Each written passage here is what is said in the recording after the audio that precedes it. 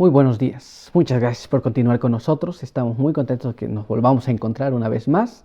Y recordemos el título general de nuestra lección es Viviendo en el día de la expiación. Y justamente hemos llegado a ese momento, el día de la expiación. Estoy muy seguro que usted ya se ha aprendido el texto que hemos estado repasando durante estos días, el cual se encuentra en el libro de Levítico capítulo 16, verso 30, que vamos a repasar una vez más. Porque en este día se hará expiación por vosotros y seréis limpios de todos vuestros pecados delante de Jehová. Muy bien, es un texto que ya estamos aprendiendo. Pero ahora vamos a hacer la oración y pedir que Dios nos pueda dirigir. Oremos. Padre eterno que está en los cielos, una vez más nos inclinamos ante su presencia, agradecidos por permitirnos tener este estudio. Queremos pedir que su bendición nos acompañe y que al abrir su palabra podamos comprender en el momento en que estamos viviendo y también hacer los preparativos en nuestras vidas para que podamos vivir de acuerdo a su voluntad. Bendiga a cada uno de los que nos ven y guárdenos aquí también. Denos de su buen espíritu y la asistencia de sus buenos ángeles. En el nombre de Jesús. Amén. Muy bien, vamos a entrar a nuestra lección para el día de hoy. Y el apartado para el día de hoy lleva por título Cronometraje lógico. Muy bien, vamos a ver qué es esto. Vamos a tratar de entender. Vamos a ver lo que es nuestra primera pregunta. ¿Por qué es necesario el juicio investigador antes del regreso de Cristo? Muy bien, algunos tienen ciertas ideas de cómo es estas cosas, pero hay un juicio de investigación antes de que Jesús venga, no después de que Jesús vino, no cuando Jesús viene, sino antes de que Él venga. ¿Cuál es la razón? ¿Qué es lo que la Biblia nos dice? ¿Por qué debe haber ese juicio antes de que Jesús retorne? Vamos a ir entonces a la palabra de Dios. Quiero que me acompañe allá para que leamos el libro de Mateo, capítulo 16, y vamos a leer ahí el verso 27. Mateo, capítulo 16, verso 27. Porque el Hijo del Hombre vendrá en la gloria de su Padre con sus ángeles y entonces dará a cada uno según sus obras. Muy interesante. Jesús fue al cielo. Si nosotros morimos, seremos juzgados según hemos estudiado. Porque es importante que seamos juzgados antes de que Jesús vuelva, porque cuando Él viene va a pagar a cada uno según su obra. Así que tuvo que haber un juicio previo para que Dios pueda saber cuál es la obra de cada uno, ¿cierto? Esa es la razón por la que primero hay juicio. Pero vamos a ir un poco más. Quiero que me acompañe a leer en el libro de Apocalipsis. Apocalipsis capítulo 22.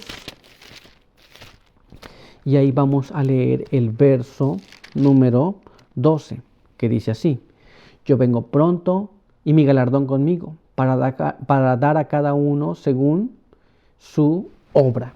Muy bien, cuando Jesús viene, no viene a hacer juicio. Cuando Jesús viene, viene a dar su galardón a cada uno, según haya sido la obra, ¿cierto? Entonces, esta es la importancia que haya un juicio previo antes de la venida de Jesús, que este es el juicio investigador, el juicio que investiga el caso de cada persona. Pero ahora quiero que vayamos a la pluma inspirada para ver lo que allí nos vamos a ampliar un poco más. Leamos en el Conflicto de los Siglos, página 416. Nos dice así: Así como en la antigüedad los pecados del pueblo eran puestos por fe sobre la víctima ofrecida, y por la sangre de ésta se transferían figurativamente al santuario terrenal, así también en el nuevo pacto los pecados de los que se arrepienten son puestos por fe sobre Cristo y transferidos, de hecho, al santuario celestial. Y así como la purificación típica de lo terrenal se efectuaba quitando los pecados con los cuales habían sido contaminados, así también la purificación real de lo celestial debe efectuarse quitando o borrando los pecados registrados en el cielo. ¿Estamos entendiendo cómo es? El símbolo estaba allá, la realidad la estamos viviendo ahora, pero no es todo. Quiero que me acompañen a leer la continuación de este párrafo. Miren lo que dice. Pero antes de que esto pueda cumplirse, deben examinarse los registros para determinar quiénes son los que, por su arrepentimiento del pecado y su fe en Cristo, tienen derecho a los beneficios de la expiación cumplida por Él. La purificación del santuario implica, por lo tanto, una obra de investigación, una obra de juicio.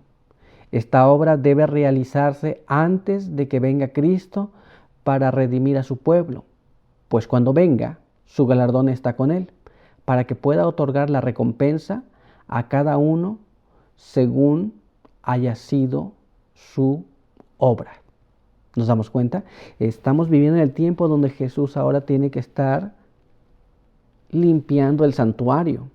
¿De qué? De la contaminación del pecado. Y cuando Él vuelva, entonces traerá su galardón a cada uno, sea bueno o sea malo. La Biblia dice que algunos se van a levantar para vida eterna y otros para muerte y confusión. ¿Se da cuenta? Es importante esto, ¿no? Vayamos a nuestra siguiente pregunta. Nuestra siguiente pregunta dice así: ¿con quiénes comienza el juicio? ¿Con quiénes va a comenzar este juicio? Algunos piensan así: bueno, mucha gente ha vivido antes que yo, así que de aquí a que llegue conmigo tengo mucho tiempo. Pero vamos a ver lo que la palabra de Dios nos dice en relación a estas cosas. Quiero que me acompañen a leer el texto que está en el libro de Primera de Pedro, capítulo 4, y ahí vamos a leer el verso 17. Porque es tiempo de que el juicio empiece por la casa de Dios. Y si empieza primero por nosotros, ¿cuál será el fin de los que no obedecen al Evangelio de Dios? ¿Por dónde comienza el juicio? Comienza por la casa de Dios, por aquellos que profesan creer a Dios. Usted cree en Dios, ¿cierto? Muchos de nosotros hemos dicho que amamos a Jesús. Muchos de nosotros nos llamamos cristianos a nosotros mismos. Bueno, la Biblia dice que el juicio comienza por nosotros entonces.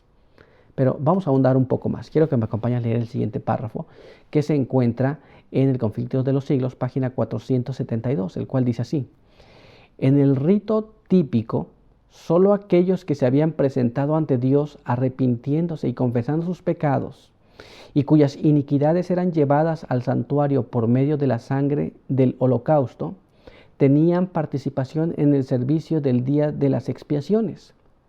Así, en el gran día de la expiación final y del juicio, los únicos casos que se consideran son los de quienes hayan profesado ser hijos de Dios. El juicio de los impíos es obra distinta y se verificará en fecha posterior. Muy bien.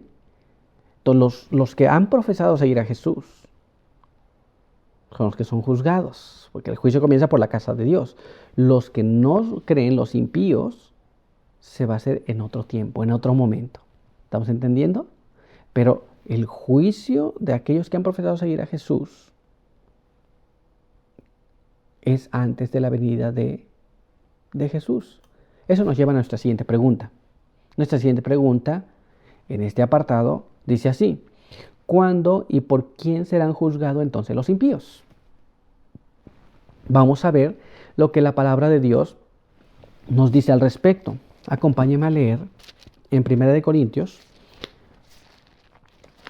Corintios capítulo 6,